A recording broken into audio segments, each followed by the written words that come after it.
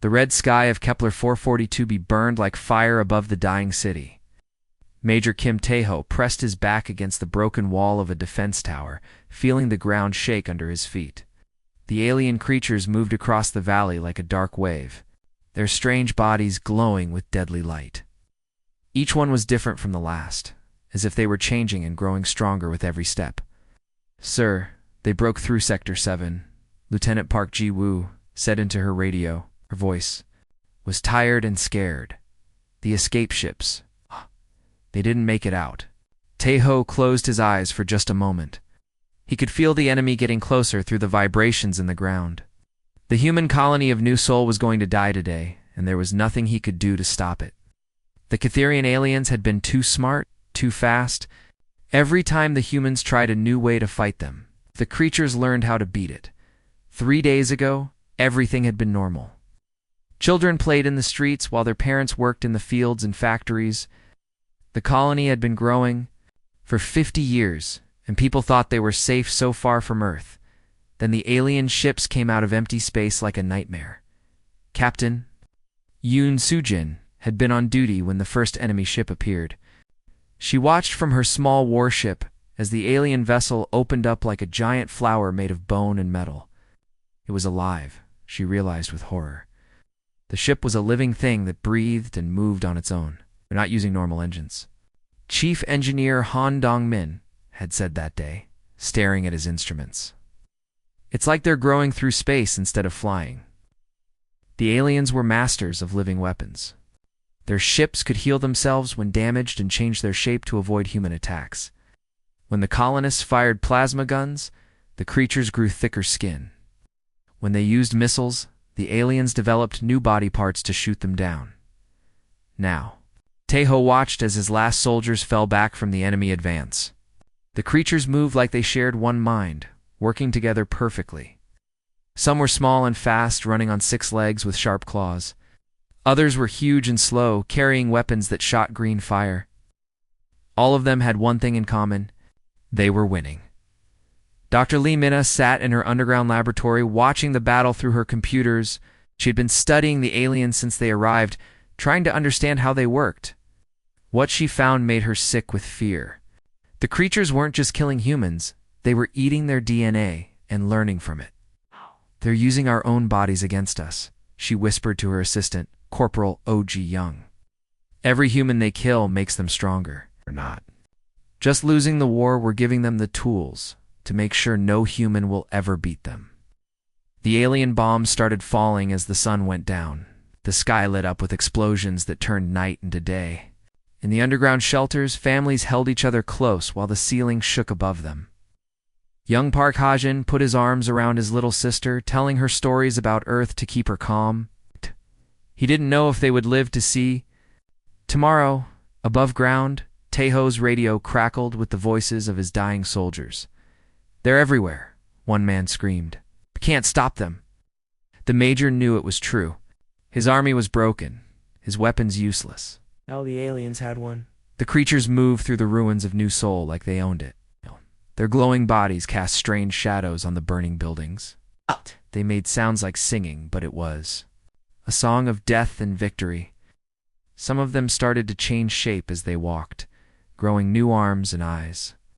They were already becoming something new, something that had learned from fighting humans. Tae-ho looked at his watch. In 6 hours, the alien fleet would start bombing the planet from space. Every human on Kepler 442b would be dead by morning. The colony that had taken 50 years to build would be gone forever. No one would remember it had ever existed. He reached for his radio one last time. The deep space communicator still worked, though barely. Maybe someone would hear his message. Maybe Earth would know what happened here. With shaking hands, he turned on the transmitter and spoke into the darkness. "This is Major Kim Tae-ho of New Seoul Colony. We are all going to die here. The Catherians are too strong. They learn too fast. Tell Earth. Tell them to. Be ready. These things won't stop with us." The radio went dead. In the distance, alien war cries echoed through the night. The last human city on Kepler 442b was burning, and morning would bring only silence. Tae-ho checked his weapon one more time and waited for the end. He didn't know that far away in the cold darkness of space, something ancient was beginning to wake up, something that remembered how to fight. 3 days before the final battle, the alien ships had come like ghosts from the dark. Captain Yoon Soo-jin stood on the bridge of her defense ship Harmony, watching the enemy fleet appear in the empty space above Kepler 44b. The alien vessels looked wrong, like they didn't belong in the real world. "Captain, I'm getting strange." "Readings," Chief Engineer Han Dong-min said, his face pale as he stared at his screen. "These ships, ... they're alive. They have heartbeats." Soo-jin felt her stomach turn cold. The enemy ships were huge and covered in what looked like skin instead of metal. They moved slowly through space, growing bigger as they got closer to the planet. Some had long arms that reached out like they were trying to grab something. Others had eyes that glowed with evil light. "All ships prepare for battle," Soo-jin ordered into her radio. But even as she said it, she knew they were going to lose. The human fleet was small and old. These alien things looked like they had been built to kill. The first fight lasted only 20 minutes. The humans fired their best weapons, plasma cannons that could melt through steel, missiles that could destroy a small moon. The alien ships just absorbed the damage like sponges drinking water. Then they started to change. Dr. Lee Minna watched the battle from her laboratory on the planet's surface. She had been studying alien life for 15 years, but she had never seen anything like this. The enemy ships were learning from every attack. When a plasma cannon hit one of them, the creature grew thicker skin. When a missile exploded, it developed new body parts to shoot down the next one. "They're not just fighting us," she told her assistant, Corporal Oh-jong. Ow. "They're studying us. Every weapon we use teaches them something new." The aliens had a different way of thinking about war. Most creatures fought to win territory or food. The Catherians fought to become perfect. They didn't just want to beat humans. They wanted to absorb everything humans knew and use it against them. On the second day, the aliens landed on the planet. Their ground forces were even stranger than their ships. Some looked like giant spiders made of metal and bone. Others were shapeless blobs that could turn into any weapon they needed. All of them shared one terrible ability: they could copy human DNA and use it to make new kinds of monsters. Private Song. Minjone was guarding the north gate when he saw his first Catherian warrior. The creature walked on 2 legs like a human, but its arms were too long and its face had too many teeth. Worse, it was wearing pieces of human armor and carrying a human rifle. "It's using our own gear against us," Minjone whispered into his radio. He fired his weapon at the creature, but it just smiled and fired back. The alien's aim was perfect, like it had been trained by the best human soldiers. The creature spoke in perfect Korean. "Thank you for the lesson," it said before disappearing into the shadows. Minjin realized with horror that the thing had learned his language just by listening to his radio call. By the 3rd day, the situation was hopeless. The aliens had captured and studied dozens of human soldiers. They knew every human fighting technique and had improved on all of them. They could copy any weapon and make it better. They could speak any language and use it to confuse and trick. Their enemies, Dr. Lee Minna, made a terrible discovery in her laboratory. She had been examining alien tissue samples and found human DNA mixed inside. The creatures weren't just killing humans. They were eating their genetic code and adding it to their own bodies. They're making themselves into the perfect human killers. She explained to Major Taeho over the radio. Every person they capture makes them stronger. Every human they kill teaches them something new. We're not fighting an army. We're fighting a learning machine that gets smarter with every victory. The aliens had another cruel trick. They could make copies of dead humans and use them as weapons. Sergeant Park Hae-jin watched in horror as her best friend walked toward her, even though she had seen him die the day before. The copy looked exactly right, but its eyes were empty and cold. "Jinho," she called out, hoping it was really him. The fake human smiled and raised its weapon. Hae-jin had to kill her friend's face twice in one war. The Catherians were patient and thorough. They didn't just want to win quickly, they wanted to win perfectly. They studied every human they found, learning about their fears, their hopes. Their weaknesses: they recorded every human voice and every human face. They memorized every human weapon and every human tactic in the underground shelters. Families huddled together while the world ended above them. Young Park Hae-jin held his sister close, telling her stories about Earth to keep her calm. Even he could hear the alien voices outside, speaking in perfect Korean as they hunted for survivors. The creatures weren't just conquering a planet, they were erasing a species. When the war was over, they would know everything about humans. They would be able to copy human technology and improve it. They would be able to speak human languages and think human thoughts. But they would use all of that knowledge to make sure no human would ever threaten them again.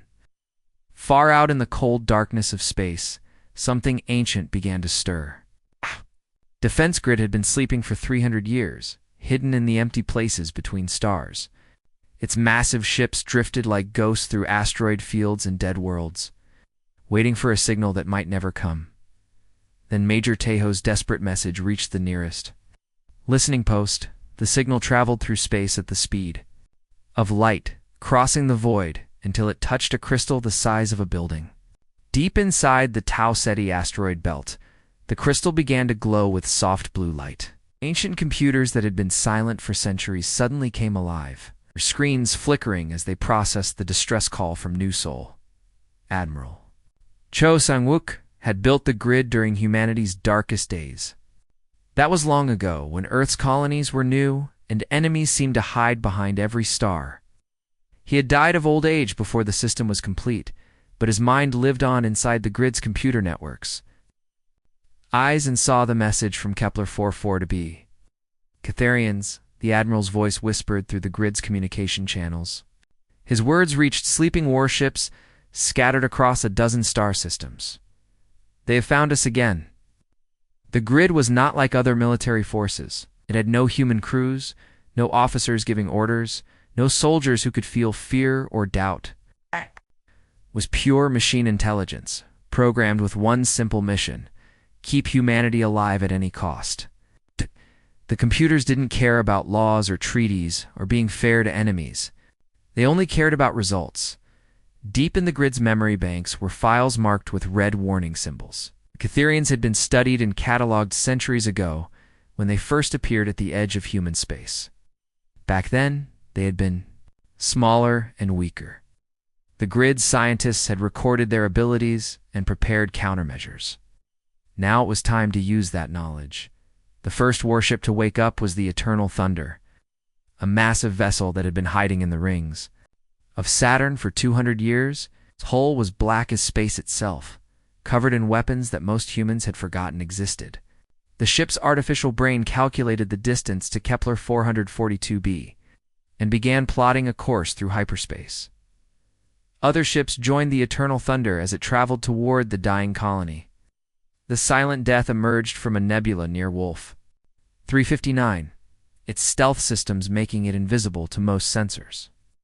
The Worldbreaker uncloaked from behind a brown dwarf star, its planet-killing weapons already charging with deadly energy. Dozens of smaller ships followed, each one carrying weapons banned by every civilized government in the galaxy. The Catharian fleet orbiting Kepler 44 to be had no idea what was coming. Their biosensors were perfect for detecting human technology. But the grid ships were different. They used science that was older than the current generation of humans, built with materials that existed in folded dimensions. To the aliens, the approaching fleet was completely invisible. Commander Zithka stood on the bridge of the main Catharian vessel, watching the final bombardment of New Seoul through organic viewing screens. The human colony would be dead within hours, and then his fleet could begin the real work of studying and cataloging every piece of human DNA on the planet. Any sign of human reinforcements? Zithka asked his sensor operator. Nothing, Commander, the creature replied. It's multiple. Eyes scanning the emptiness around them. The humans have no ships within 50 light-years. They're completely alone. The commander was pleased. The humans had fought well, but they were predictable. They relied too much on outdated technology and emotional thinking. The Catharians had adapted to every human weapon and tactic. Soon, they would be ready to attack Earth itself. But the grid's ships were not human technology. They had been built by machines for machines, using logic that organic brains could not follow. The Eternal Thunder and its escorts moved through hyperspace like shadows, their passage creating ripples in reality that no biological sensor could detect. On the planet's surface, Major Tejo felt a strange tingling in the air. The enemy bombardment had stopped for a moment, and an odd silence fell over the ruined city. In her underground laboratory, Dr. Lee Minna noticed that her instruments were picking up unusual readings, energy signatures that didn't match any known technology. "Something's wrong," she told Corporal Og Young. "These readings, they're not Catharian. They're not human either. There's something else." Above the planet, space began to ripple like water. The first cracks appeared in the fabric of reality itself, glowing with light that hurt to look at directly. The Catharian fleet's biosensors suddenly went crazy, detecting massive energy sources appearing out of nowhere. Commander Zithka stared at his displays in confusion. "That?" he demanded. "Where did those readings come from?" His sensor operator made frightened clicking sounds. "Unknown, Commander. The energy patterns. They don't match anything in our databases. It's like they're using laws of physics we don't understand." The cracks in space grew wider, and through them came the sound of something vast and terrible awakening. The grid's warships were about to translate into normal space, bringing with them 3 centuries of accumulated fury. They carried weapons that could reshape matter at the atomic level, bombs that could crack planets in half, and artificial intelligences that had spent 300 years planning the perfect way to destroy humanity's enemies. The Catharians had studied and adapted to human warfare, but they had never faced humanity's true guardians. The grid was not bound by human morality or human weakness. It was pure protective instinct given form, and it was about to teach the aliens the difference between fighting humans and fighting humanity itself. The sky above, New Sol, began to burn with impossible light. The sky above, New Sol, split open like a wound in the universe. Reality tore apart with a sound that shook the entire planet, a deep, terrible roar that made the ground crack and buildings crumble. Major Tejo looked up from his broken foxhole and saw something that made his mind struggle to understand what he was seeing. The first ship came through the tear in space, like a mountain of black metal. It was huge beyond anything Tejo had ever imagined, so big that its shadow covered half the city. The hull was covered in scars from ancient battles, and weapon ports bigger than houses opened along its sides like hungry mouths. "What in hell is that thing?" Lieutenant Park Ji-woo whispered over the radio. Her voice was full of fear and wonder. More ships followed the first one. They emerged from the burning hole in space one by one, each one different, but all of them terrifying. Some were long and thin like giant spears. Others were round and covered in spinning gun turrets. All of them had the same black hull and the same feeling of deadly purpose. Dr. Lee Minna stared at her instruments in her underground bunker. The readings were impossible. Energy levels that should have destroyed the ships carrying them, materials that shouldn't exist in normal space. "They're human," she said in a shocked whisper. "But they're old. Really, really old." The grid's warships had been built for a different kind of war. 300 years ago, humanity had faced enemies that wanted to wipe out every human in the galaxy. The grid had been created to make sure that never happened, no matter what the cost. The ships carried weapons that had been banned by every civilized government, tools of destruction, so terrible that even their creators had been afraid to use them. The Catharian fleet tried to react, but they were too slow. Bioships began to change and adapt, growing new weapons and armor. But the grid's attack came faster than evolution could work. The first weapon fired was a planet cracker, a beam of pure energy that could split worlds in half. It struck the largest Catharian vessel, and the alien ship simply stopped existing. One moment it was there, a massive living creature the size of a small moon. The next moment, there was nothing but empty space and a few glowing particles. "Commander." Zithka watched in horror as his fleet died around him. His ship's biosensors couldn't understand what was happening. The human weapons were using science that violated everything the Catharians knew about physics. Adapt, evolve, from their crew. learn from their attacks. But there was nothing to learn. The grid's weapons didn't just destroy, they erased. They rewrote the laws of physics in small areas of space, making it impossible for matter to exist in certain ways. The Catherian ship's ability to change and grow meant nothing against weapons that could make their very atoms forget how to hold together. The second wave of attacks came from quantum disruptors, weapons that unraveled matter at the smallest level. Alien bioships that had seemed invincible just minutes before fell apart like sandcastles in the wind. Their organic armor, adaptive weapons couldn't protect them from attacks that worked at the subatomic level. Captain Yoon Soo-jin watched the battle from her damaged frigate, her mouth open in amazement. The alien fleet that had seemed unstoppable was being destroyed with scientific precision. Each weapon discharge was like watching a star being born, beautiful and terrible at the same time. They're not just shooting at them, she told her crew. They're studying them, learning from them. It's like the aliens did to us. She was right. The grid's computers were analyzing every Catherian ship as they destroyed it. They recorded the aliens' technology, their biology, their tactics. Every piece of information was stored in vast databases, ready to be used against future enemies. The third wave brought biological weapons, viruses, and bacteria designed to attack living tissue. The grid had learned from humanity's encounter with the Catherians and created diseases that could dissolve organic matter in seconds. Alien bioships began to rot and decay even as they tried to fight back. On the planet's surface, Major Taeho and his surviving soldiers watched the sky burn. With impossible colors, the alien bombardment had stopped completely. Above them, the grid ships moved through space like predators, hunting down every last enemy vessel. Sir Corporal Ogung said, pointing at her scanner. The alien ground forces are retreating. They're trying to get back to their ships. But there were no ships left to retreat to. The grid's warships had destroyed the entire Catherian fleet in less than an hour. The aliens on the ground were trapped, cut off from their command structure and their supply lines. The final attack came from the Worldbreaker, the grid's most powerful vessel. It fired a weapon that had never been used in combat, a reality bomb that could rewrite the laws of physics across an entire star system.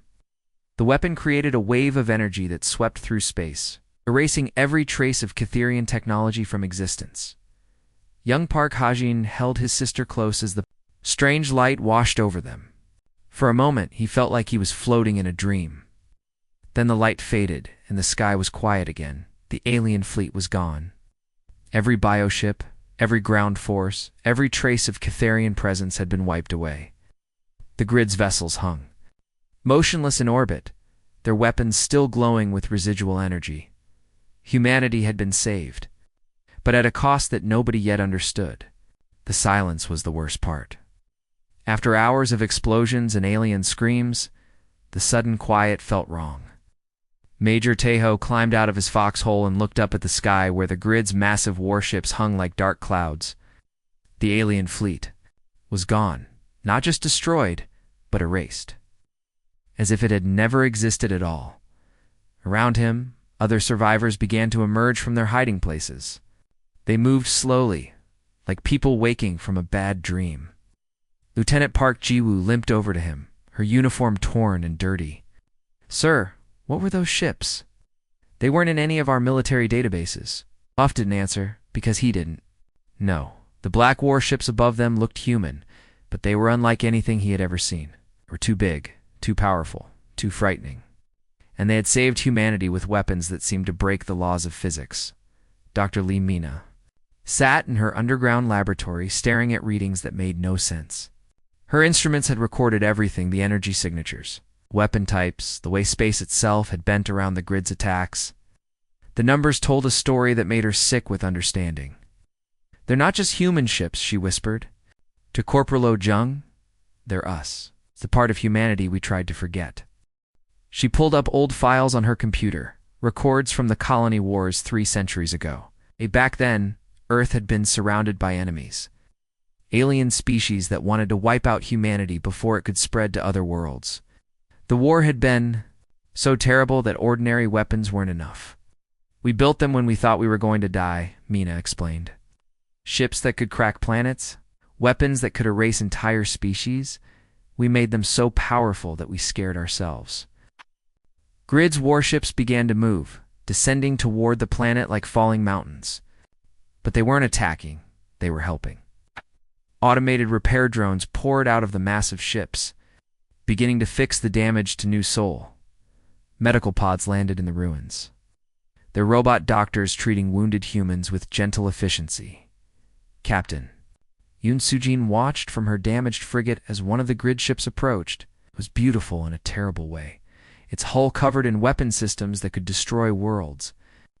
A communication beam reached out to her ship, and a voice spoke in perfect Korean. "Captain, this is Admiral Cho Sang-wook of the Terra Defense Grid. We have secured the area. Do you require assistance?" Sujin's hands shook as she answered. "Admiral? But you died 300 years ago." "My body died," the voice replied calmly. "My mind lives on in the Grid's computers. We have been waiting in the dark, watching for threats to humanity. Today we answered the call. The rescue operations were efficient and terrifying. The Grid's robots worked faster than any human could, rebuilding destroyed buildings and treating the wounded. But they also collected samples, alien tissue, destroyed weapons, genetic material from the battlefield. Everything was cataloged and stored for future use. Young Park Hae-jin helped his sister onto one of the evacuation transports. The robot pilot looked almost human, but its eyes glowed with blue light. "Don't be afraid," it said in a gentle voice. "We are here to protect you." But Hae-jin was afraid. The robots were too perfect to knowing. They moved like they understood, things that humans couldn't. When his sister asked where they were going, the robot smiled and said, "Somewhere safe. Somewhere the Grid can watch over you." Major Taeho stood in the ruins of the city center watching the Grid's machines work. They were rebuilding New Sol, but it was different now. The new buildings had strange angles and materials that seemed to shift in the light. Hidden weapon systems emerged from the walls, then disappeared again. "We're making this place into a fortress," Admiral Cho's voice said through speakers in the air. "The Catherians may return. Other enemies certainly will. Humanity must be ready." Dr. Lee Mina made a discovery that chilled her to the bone.